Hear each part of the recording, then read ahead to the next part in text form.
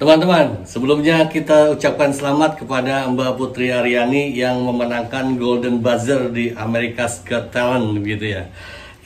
Saya sendiri pengen bahas video ini tentang apakah Mbak Putri Aryani itu mewakili bangsa Indonesia, karena ya kita lihat kan kita itu latahan, terutama saya latahan gitu.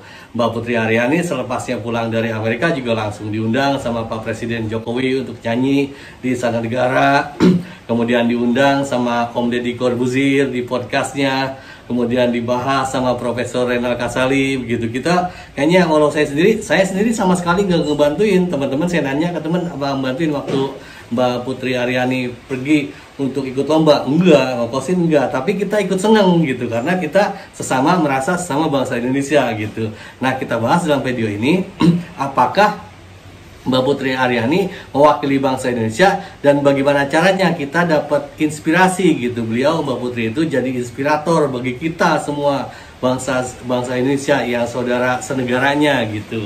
Ini yang pertama, saya malah keinget ke Profesor Yohanes Surya.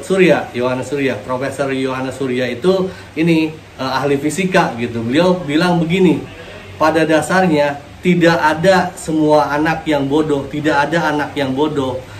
Anak-anak itu hanya belum ada kemampuan, belum ada kesempatan untuk dapat guru yang baik dan metode pelajaran yang benar. Itu intinya. Jadi pada dasarnya semua kita punya kesempatan yang sama jika kita diberi kesempatan. Masalahnya adalah kesempatannya itu ya kita yang nggak dapat. Itu kata Profesor Yohanes Suryo.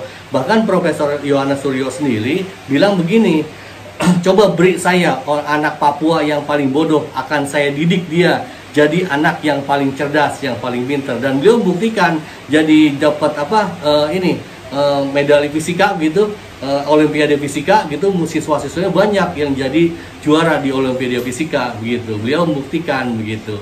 Nah, apakah setelah Mbak Putri Aryani mendapatkan Golden Buzzer itu berarti bahwa seluruh rakyat Indonesia itu pintar nyanyi?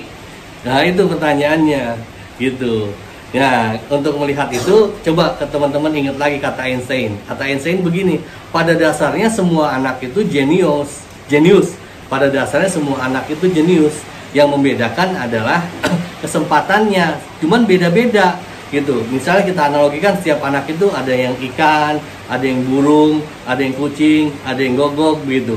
Kita akan berpikiran bahwa si anak itu akan tetap berpikiran bahwa dia bodoh jika kita mendidik seorang ikan untuk terbang gitu, seekor burung untuk berenang gitu. Beda, masing-masing kita itu keahliannya, skillnya beda-beda gitu.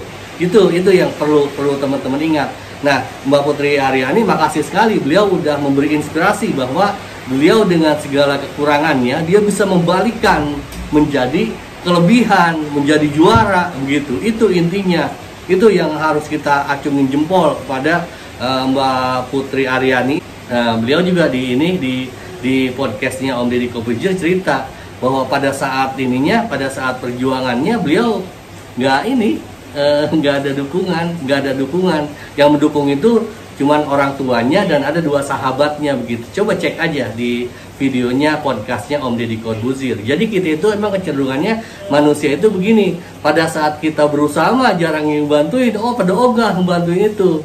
Tapi ketika kita sukses, wah semua juga orang nggak kenal juga ngaku saudara. Itu klasik di situ gitu loh.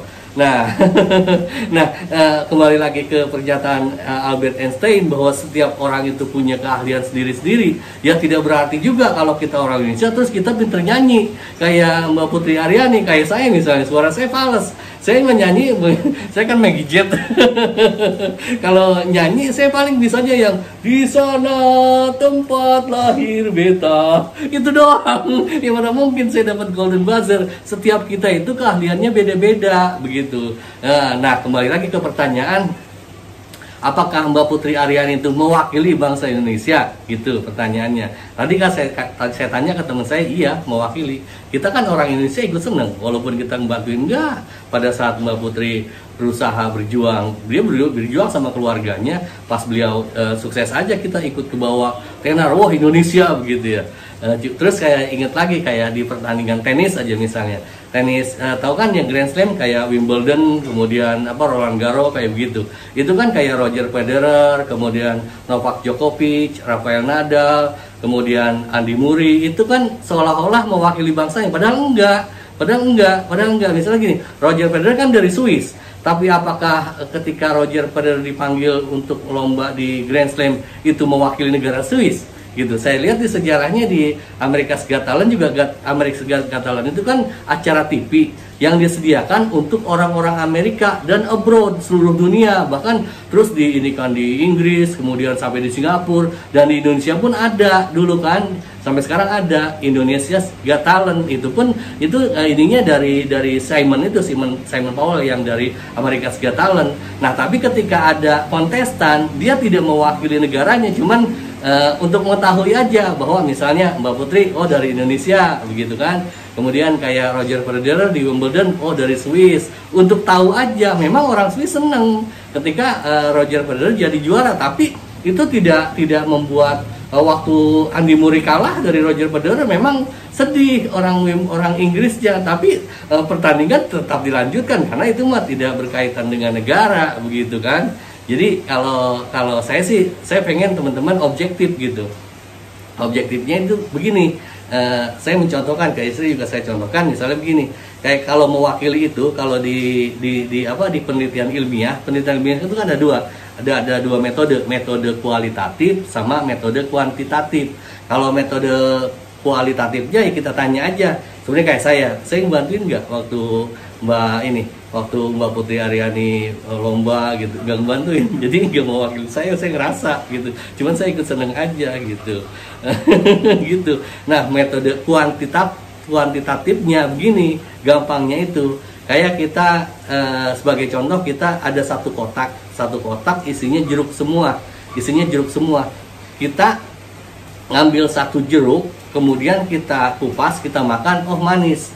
Nah, pada saat kita mengambil satu sampel itu dan kita rasakan manis, dan ketika kita bisa menyatakan bahwa seluruh 100 jeruk yang ada di kotak itu manis semua, maka itu mewakili gitu. Maka satu jeruk ini mewakili 99 jeruk yang ada di kotak. Tapi sebaliknya ketika kita ambil satu, kita makan manis gitu. Nah, kita coba lagi yang kedua, oh asem. Kita coba lagi yang ketiga, oh busuk. Yang ketiga, coba lagi yang seterusnya, wah malah gak enak, ada belatungnya misalnya begitu. Maka yang satu ini tidak mewakili yang 100, begitu. Itu kalau di statistik begitu. Nah, saya juga minta masukan dari teman-teman.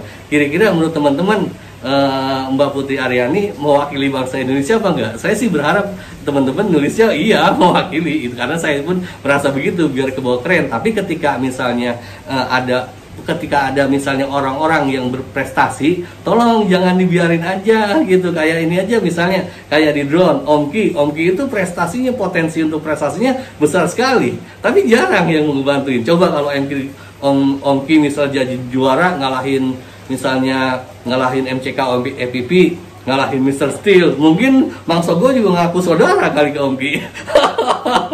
Gitu kali. Lihat aja Bang Sogo juga, saya lihat yang mensupport nggak ada, tapi misalnya Bang Sogo jadi juara drone di Indonesia misalnya, yang mungkin tetangganya, oh itu saudara saya, gitu. Itu kita hal seperti itu tolonglah dihilangkan gitu. Kita bersatunya untuk kemajuan bersama gitu. Nangkep kan apa yang saya sampaikan? Silakan tulis dalam komentar apa menurut pendapat Anda gitu, menurut apa yang saya komentar barusan gitu. Kira-kira demikian yang saya sampaikan. Terima kasih, jaga kesehatan. Awesome.